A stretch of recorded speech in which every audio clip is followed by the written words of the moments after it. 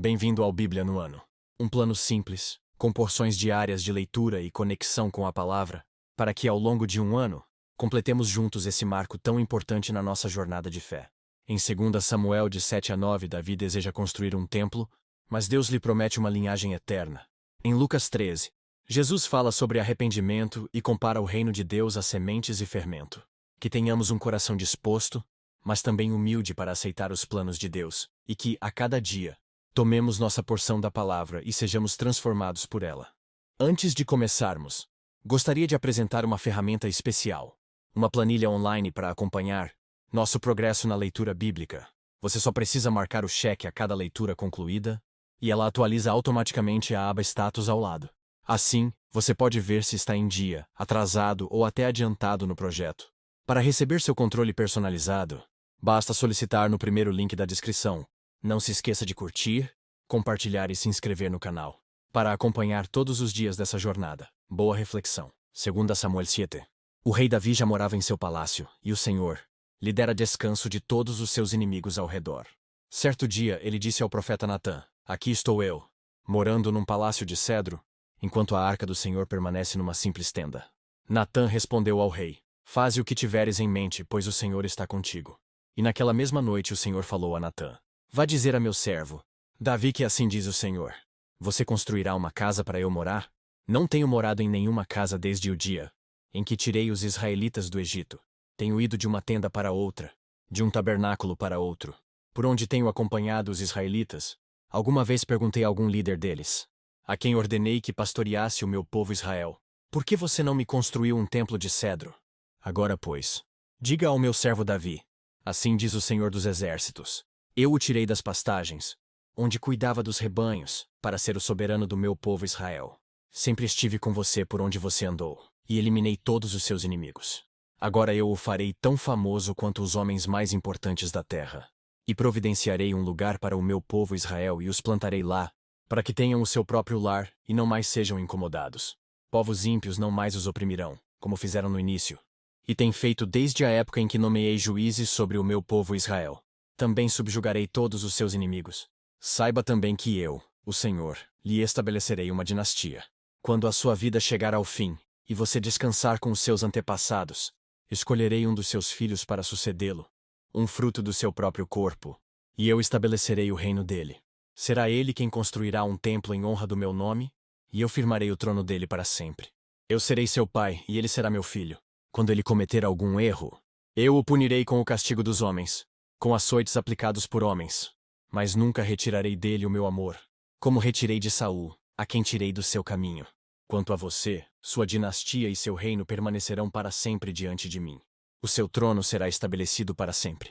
E Natã transmitiu a Davi tudo o que o Senhor lhe tinha falado e revelado. Então o rei Davi entrou no tabernáculo, assentou-se diante do Senhor e orou: Quem sou eu, ó soberano Senhor? E o que é a minha família? Para que me trouxesses a este ponto? E como se isso não bastasse para ti, ó soberano Senhor, também falaste sobre o futuro da família deste teu servo. É assim que procedes com os homens, ó soberano Senhor? Que mais Davi poderá dizer-te? Tu conheces o teu servo, ó soberano Senhor. Por amor de tua palavra e de acordo com tua vontade, realizaste este feito grandioso e o revelaste ao teu servo. Quão grande és tu, ó soberano Senhor! Não há ninguém como tu, nem há outro Deus além de ti, conforme tudo o que sabemos. E quem é como o teu povo Israel? A única nação da terra que tu, ó Deus, resgataste para dela fazeres um povo para ti mesmo, e assim tornaste o teu nome famoso. Realizaste grandes e impressionantes maravilhas ao expulsar nações e seus deuses de diante dessa mesma nação que libertaste do Egito. Tu mesmo fizeste de Israel o teu povo particular para sempre, e tu, ó Senhor, te tornaste o seu Deus. Agora, Senhor Deus, confirma para sempre a promessa que fizeste a respeito de teu servo e de sua descendência.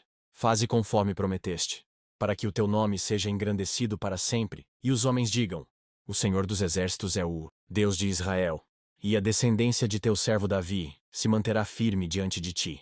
Ó Senhor dos Exércitos, Deus de Israel, tu mesmo o revelaste a teu servo, quando disseste: Estabelecerei uma dinastia para você. Por isso o teu servo achou coragem para orar a ti.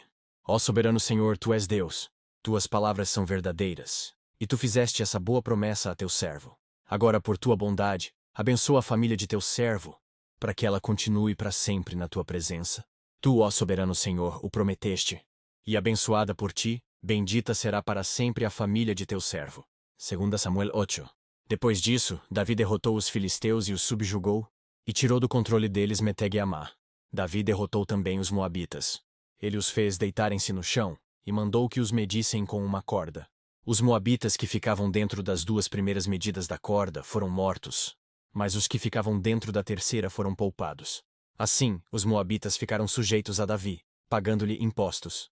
Além disso, Davi derrotou Hadadezer, filho de Reobe, rei de Zobá, quando Hadadezer tentava recuperar o controle na região do rio Eufrates. Davi se apossou de 1000 dos seus carros de guerra, 7.000 cavaleiros e 20.000 soldados de infantaria. Ainda levou 100 cavalos de carros de guerra, e aleijou todos os outros. Quando os arameus de Damasco vieram ajudar Hadadezer, rei de Zobá, Davi matou 22.000 deles. Em seguida estabeleceu guarnições militares no reino dos arameus de Damasco, sujeitando-os a lhe pagarem impostos. E o Senhor dava vitórias a Davi aonde quer que ele fosse. Davi também levou para Jerusalém os escudos de ouro usados pelos oficiais de Hadadezer, de Tebá e Berotai, cidades que pertenciam a Hadadezer. O rei Davi levou grande quantidade de bronze. Quando Tou, rei de Amate, soube que Davi tinha derrotado todo o exército de Hadadezer, enviou seu filho Jorão ao rei Davi para saudá-lo e parabenizá-lo por sua vitória, na batalha contra Hadadezer, que tinha estado em guerra com Tou. E com Jorão, mandou todo tipo de utensílios de prata, de ouro e de bronze. O rei Davi consagrou esses utensílios ao Senhor, como fizera com a prata e com o ouro tomados de todas as nações que havia subjugado: Edom e Moabe, os amonitas e os filisteus, e Amaleque. Também consagrou os bens tomados de Hadadezer, filho de Reobe, rei de Zobá. Davi ficou ainda mais famoso ao retornar da batalha em que matou 18.000 edomitas no Vale do Sal. Ele estabeleceu guarnições militares por todo o território de Edom, sujeitando todos os edomitas. O Senhor dava vitórias a Davi aonde quer que ele fosse. Davi reinou sobre todo o Israel, administrando o direito e a justiça a todo o seu povo. Joabe, filho de Zeruia, era comandante do exército. Josafá, filho de Ailude, era o arquivista real. Zadok, filho de Aitube, e Aimeleque, filho de Abiatar, eram sacerdotes. Seraías era secretário. Benaia, filho de Joiada, comandava os queretitas e os peletitas. E os filhos de Davi eram sacerdotes. 2 Samuel 9. Certa ocasião Davi perguntou: Resta ainda alguém da família de Saul, a quem eu possa mostrar lealdade por causa de minha amizade com Jonatas? Então chamaram Ziba, um dos servos de Saul, para apresentar-se a Davi, e o rei lhe perguntou: Você é Ziba? Sou teu servo, respondeu ele. Perguntou-lhe Davi: Resta ainda alguém da família de Saul, a quem eu possa mostrar a lealdade de Deus? Respondeu Ziba: Ainda há um filho de Jonatas aleijado dos pés. Onde está ele? Perguntou o rei. Ziba respondeu: Na casa de Maquir, filho de Amiel, em Lodebar. Então o rei Davi mandou trazê-lo de Lodebar. Quando Mefibosete, filho de Jonatas e neto de Saul, compareceu diante de Davi, prostrou-se, rosto em terra. Mefibosete? Te perguntou Davi. Ele respondeu: Sim, sou teu servo. Não tenha medo, disse-lhe Davi, pois é certo que eu tratarei com bondade por causa de minha amizade com Jonatas, seu pai. Vou devolver-lhe todas as terras que pertenciam a seu avô Saul. E você comerá sempre à minha mesa. Mefibosete prostrou-se e disse: Quem é o teu servo? Para que te preocupes com um cão morto como eu? Então o rei convocou Ziba e disse-lhe: Devolvi ao neto de Saul, seu senhor, tudo o que pertencia a ele e à família dele. Você, seus filhos e seus servos cultivarão a terra para ele. Você trará a colheita para que haja provisões na casa do neto de seu senhor. Mas Mefibosete comerá sempre à minha mesa. Ziba tinha 15 filhos e 20 servos. Então Ziba disse ao rei: O teu servo fará tudo o que o rei, meu senhor, ordenou. Assim, Mefibosete passou a comer à mesa de Davi como se fosse um dos seus filhos.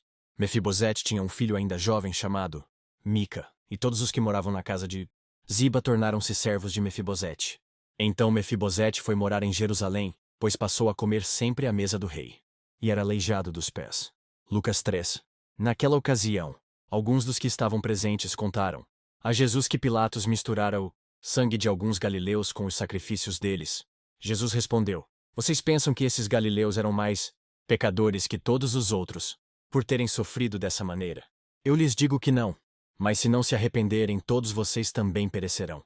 Ou vocês pensam que aqueles 18 que morreram, quando caiu sobre eles a torre de Siloé, eram mais culpados do que todos os outros habitantes de Jerusalém? Eu lhes digo que não. Mas se não se arrependerem, todos vocês também perecerão. Então contou esta parábola. Um homem tinha uma figueira plantada em sua vinha.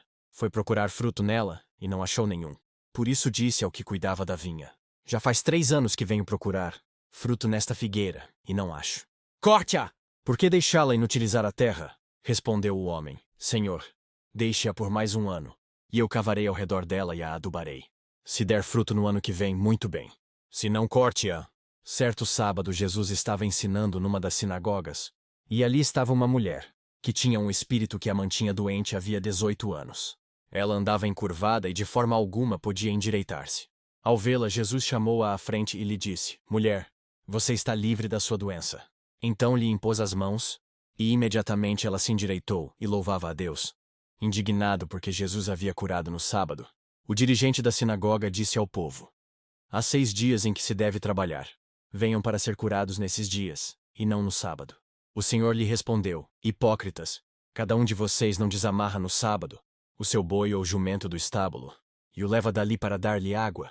Então esta mulher, uma filha de Abraão a quem Satanás mantinha presa por 18 longos anos, não deveria no dia de sábado ser libertada daquilo que aprendia? Tendo dito isso, todos os seus oponentes ficaram envergonhados. Mas o povo se alegrava com todas as maravilhas que ele estava fazendo. Então Jesus perguntou: com que se parece o reino de Deus? Com que o compararei?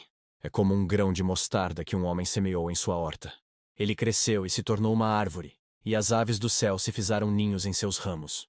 Mais uma vez ele perguntou: a que compararei o reino de Deus?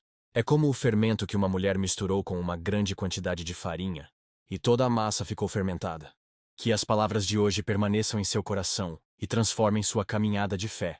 Não esqueça de curtir, compartilhar e se inscrever no canal para continuar essa jornada conosco. Se ficou para trás, não tem problema. É só assistir aos vídeos anteriores e se manter firme no plano. Nos vemos no próximo vídeo para mais uma porção da Palavra de Deus. Até lá.